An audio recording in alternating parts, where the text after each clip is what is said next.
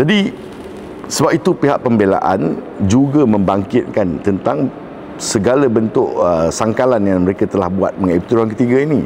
Misalnya kependuaan pertuduhan, kesalahan menggunakan andaian di bawah Seksyen 23(2), tidak ada kepentingan peribadi di pihak Datuk Seri Najib dalam melakukan kesalahan tersebut. Macam-macam lagi dihujahkan. Tapi berkenaan dengan kesalahan 23(2) ini, penjelasan Datuk Seri Najib semasa memberi keterangan di mahkamah adalah jelas bahawa beliau benar memberi surat sokongan. Surat sokongan ini diberikan di atas permintaan 1MDB. Surat sokongan ini ditandatangani tanpa ada sebarang niat atau sebarang motif di sebaliknya.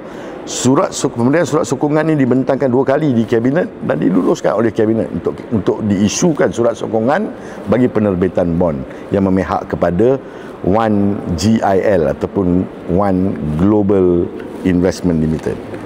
Jadi ini penjelasan yang telah diberikan oleh Datuk Seri Najib. Now, apa yang berlaku dalam kes ini? Kita tengok, saya ulas sedikit apa yang pernah saya ulas sebelum ini supaya kita tidak lupa atau lebih memahami. Dalam pertuduhan predikat yang dikemukakan terhadap Datuk Seri Najib, ia mengatakan bahawa kesalahan predikat ini, bahawa kamu di antara tarikh 22 Mac 2013 dan 10 April 2013 telah melakukan kesalahan berikut, iaitu menggunakan jawatan dan pejabat kamu bagi tujuan mendapat suapan. Kesalahan dikatakan dilakukan di M Islamic Bank, Jalan Raja Chulan, dan tarikh bagi 2 perbuatan salah yang dikatakan dilakukan oleh Datuk Najib ini terkeluar daripada tempoh yang dinyatakan dalam pertuduhan asas. Kena ingat tu. Sekarang ni pihak penakwaan nak kena buktikan kesalahan dilakukan di M Islamic Bank. Sedangkan dalam hujahan pihak pembelaan, mereka mengatakan Datuk Seri Najib tidak pergi sendiri ke M Islamic Bank di antara tarikh-tarikh tersebut. Malah mungkin tidak pernah pergi ke M Islamic Bank, Jalan Raja Chulan. Ini satu hujahan yang menarik dan perkara ini mesti dibuktikan oleh pihak pendakwaan. Dan pihak pendakwaan mungkin akan bersandarkan kepada di antara tarikh-tarikh inilah sebenarnya wang masuk ke dalam akaun Datuk Seri Najib di M Islamic Bank. Maka sebab itu kesalahan dikatakan dilakukan di M Islamic Bank.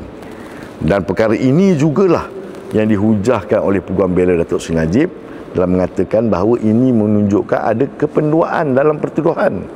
Kalau kesalahan itu ialah kesalahan menyalahgunakan jawatan dan kedudukannya untuk mendapatkan suapan, perbuatan memberi surat sokongan itu berlaku di Pejabat Menteri Keuangan. Dia bukan berlaku di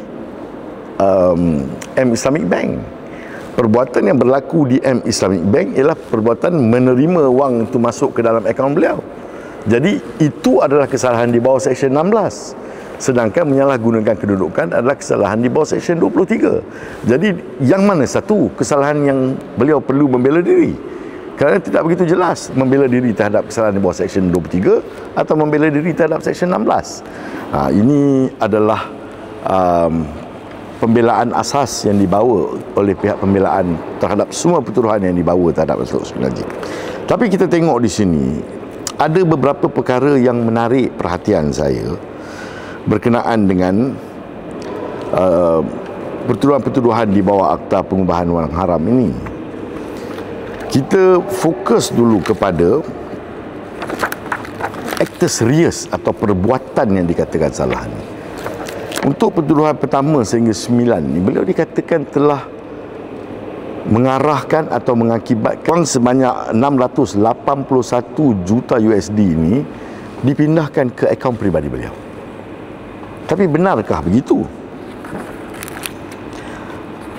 Di dalam hujahan yang dikemukakan oleh pihak pembelaan, dia memberi satu gambaran yang berbeza. Sebenarnya wang yang datang daripada luar, kita sekarang sudah tahu bahawa wang ini datang daripada Tanore, ya, daripada Tan Nur dipindahkan ke akaun Datuk Seri Najib di M Islamic. Prosesnya bagaimana? Prosesnya ialah wang tersebut bila diterima, diterima ini maksudnya wang tersebut telah masuk ke dalam akaun di luar negara dalam nilaian USD sebelum dipindahkan ke Malaysia dalam nilaian ringgit.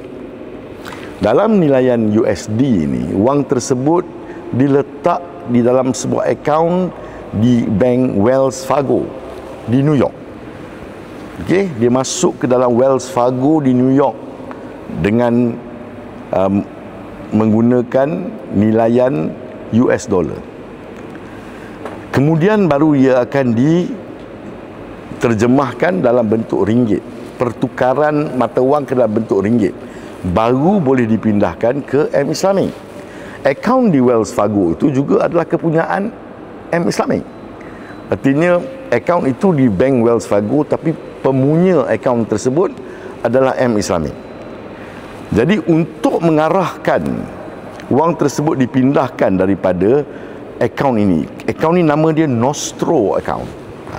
Kena faham tu, istilah dia pelik sikit, dia dipanggil Nostro account. Nostro ni dalam bahasa Latin maksudnya kita lah, our account. Nostro account. Dia akan masuk ke Nostro account tersebut dan M-Bank sahaja, M Islamic Finance sahaja yang boleh menggerakkan wang tersebut dipindahkan dalam bentuk denominasi US dollar kepada bentuk ringgit Malaysia. Dan untuk melakukan demikian, dia mesti ada arahan daripada pemunya akaun ataupun beneficiary ataupun penerima manfaat daripada wang tersebut, iaitu Datuk Seri Najib. Tetapi dalam kes ini tiada arahan diberikan oleh Datuk Seri Najib supaya wang daripada Nostro account berjumlah 681 juta USD itu dipindahkan ke dalam akaun M Islamic untuk diterjemahkan ke dalam bentuk ringgit Malaysia 2.081 bilion untuk beliau gunakan. Perbuatan tadi kita kena ingat bahawa perbuatan yang dikatakan dilakukan oleh Datuk Seri Najib ialah dia memindahkan. Tapi sekarang tidak ada keterangan yang menunjukkan bahawa beliau memindahkan. 3 orang saksi daripada M Islamic Bank telah datang memberi keterangan, iaitu Umar Devi, saksi ke-37 pendakwaan, Yap Wai Kiat, saksi ke-38 pihak pendakwaan, dan Joanna Yu, juga saksi pendakwaan, saksi ke-41. Artinya 3 orang saksi ini dibawa oleh pihak pendakwaan dan mereka mengesahkan bahawa arahan untuk memindahkan itu, mereka tidak pernah menerima sebarang arahan daripada Datuk Seri Najib untuk pemindahan wang tersebut. Joanna Yu yang merupakan pegawai yang sebenarnya pegawai penghubung utara akaun tersebut dengan Datuk Seri Najib mengatakan bahawa orang yang memberikan arahan kepada beliau untuk memindahkan wang tersebut ke dalam akaun Datuk Seri Najib adalah Jolo. Dan ada satu lagi orang yang juga diberi mandat, tapi mandat yang terhad, untuk mengarahkan, untuk hanya membuat sebakan cek dan juga untuk dapat pengesahan penyata akaun, iaitu